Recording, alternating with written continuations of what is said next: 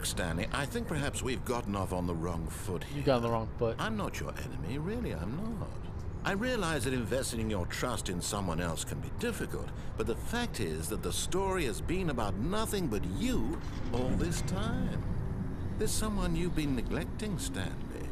Someone you've forgotten about. Please, stop trying to make every decision by yourself. Now, I'm not asking for me, I'm asking for her. Her? This is it, Stanley. Your chance to redeem yourself. To put your work aside. To let her back into your life. She's been waiting. That's her, Stanley. You need to be the one to do it. Oh, no, you can't. Did you just unplug the phone? Yeah. No, that wasn't supposed to be a choice. How did you do that? You actually chose incorrectly? I didn't even know that was possible. Let me double check. That's funny. I didn't even know you could do that. Here, clear as day. Stanley picks up the phone. He's taken to his apartment where he finds his wife, and the two pledge themselves to one another. Music comes in, fade to white, roll credits. Not picking up the phone is actually somehow an incorrect course of action. How is that even possible? None of these decisions were supposed to mean anything. I don't understand. How on earth are you making meaningful choices? What did you... Wait a second. Did I just see... No, that's not possible. I can't believe it. How had I not noticed it sooner? See what? You're not Stanley. You're a real person. I can't believe I was so mistaken. This is why you've been able to make correct and incorrect choices. And to think I've been letting you run around in this game for so long. If you'd made any more wrong choices, you might have negated it entirely. It's as though you completely ignored even the most basic safety protocol for real-world decision-making. Or did you not grasp the severity of the situation? Nope. Well, I won't have that kind of risk on my watch. I'm going to stop the game for a moment so we can educate you properly on safe decision-making in the real world. No. Please observe this helpful instructional video. Okay. Choice. It's the best part of being a real person. Nope. But if used incorrectly, can also be the most dangerous. No, it's not. For example, in this scenario, a hypothetical real person named Stephen has a choice. He could spend years helping improve the quality of life for citizens of impoverished third world nations. Or he could systematically set fire to every orphan living in a 30-kilometer radius of his house. Which choice would you make? The second Remember one. that unlike here, the Fire. real world makes sense, and at no time should you make a choice that does not conform to rational logic. If you find yourself speaking with a person who does not make sense, in all likelihood, that person is not real. Allow the person to finish their thought, then provide an excuse why you cannot continue talking. Turn to a partner and practice saying, "My goodness, is it 4:30? I'm supposed to be having a back, sack, and crack." My goodness. Bye. Practice. My goodness. Dude, you're crazy. Excellent. Making choices on a regular basis is the best part to a healthy decision-making process.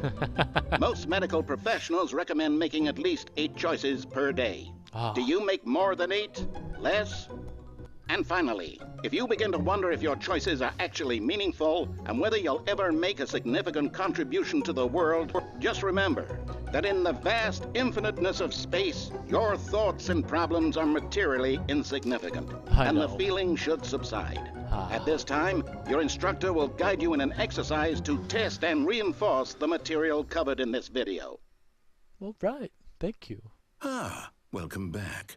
You may have noticed that this room has begun to deteriorate as a result of narrative contradiction. But not to worry. Now that you're properly informed on good decision-making, we're going to revisit a choice you made just a few minutes ago and see what the correct thing to do would have been. This way, please. Okay. We went back to the beginning where I chose to go into the opposite door, or... No, just go there. Why does that door have to be locked? Ridiculous. Now that we know your choices are meaningful, we can't have you jumping off the platform and dying. Imagine the main character dying senselessly halfway through the story. Can I do that? Story would make no sense at all. We just need to get you home as soon as possible before the narrative contradiction gets any worse. Unfortunately, it seems this place is not well equipped to deal with reality. Really?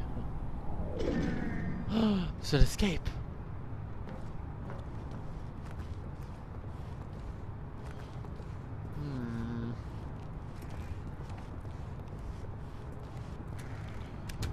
You are lying to me. Stop it right now.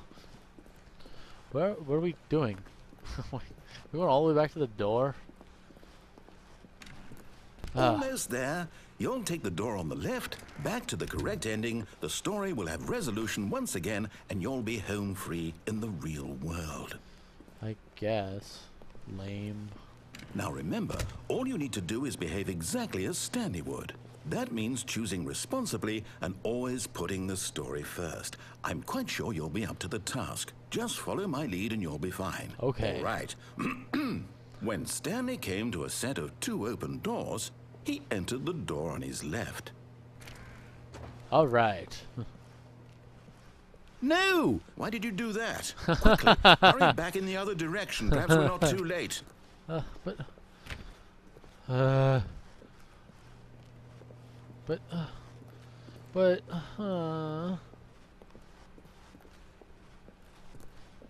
give me another choice, please.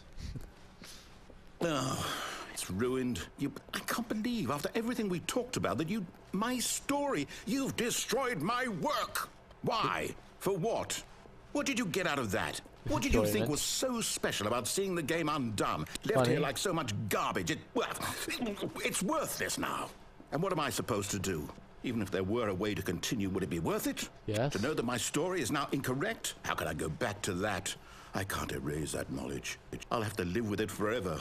Reliving its impossibility forever. I couldn't live that way. Good. Is it better to shut the game down entirely? Yes. To willingly destroy all of my work? I don't know. I don't know either. What's the answer? What do I do? What do I do? No. No, I have to. I have to shut the game down. No. I have to. Stop.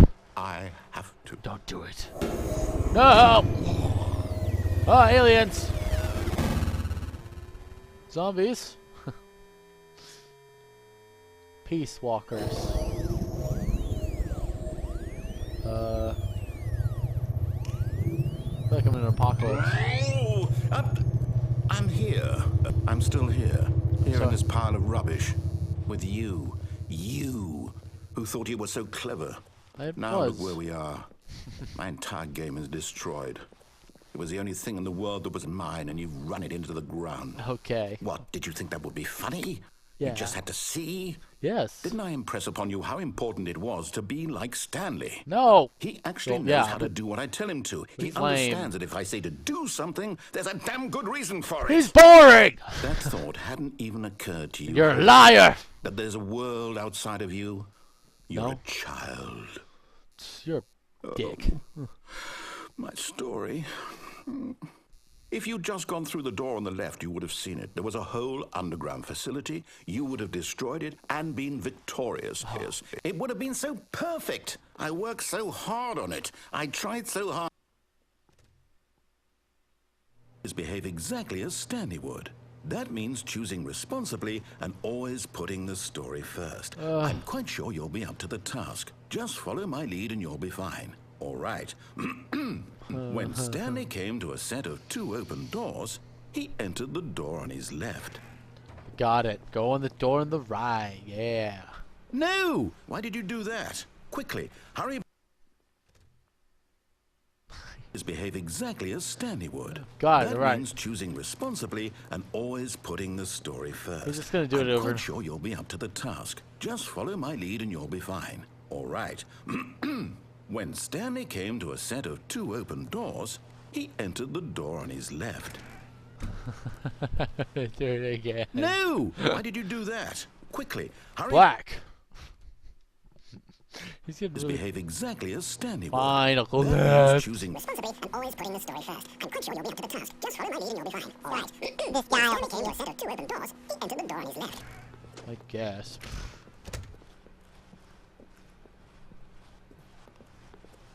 What's over here? Yet there was not a single person here either. Feeling a wave of disbelief, Stanley decided to go up to his boss's office, hoping he might find an answer there. This is impossible! Coming to a staircase, Stanley walked upstairs to his boss's office. Oh, this is funny. This is hilarious, even. I just kept going against everything he said until he got pissed off. It made it so I literally couldn't.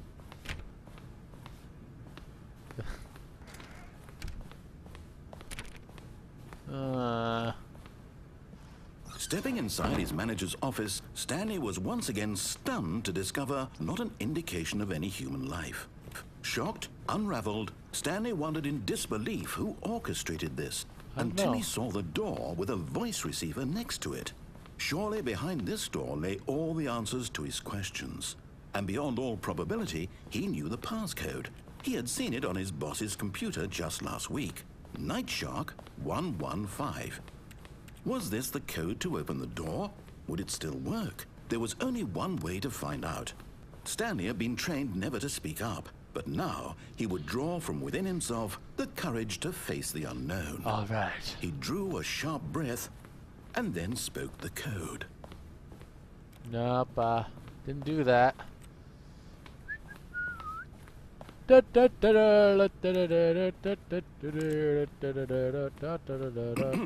Stanley spoke the code. No, I didn't. Nightshark 115. I didn't. He spoke it that. into the receiver, right there on the wall. Look, I really thought about it, but I didn't. I didn't do that. Stop lying to everyone. Liar, voice in the sky. I'm sorry, is there a problem? You're drunk. You didn't mishear me, did you? No. Please speak the code into the receiver. Otherwise, we can't get on with the story. This is a crucial step. Uh-huh. Yeah, I got that. No. Okay, fine. You're not going to do it. But you know what?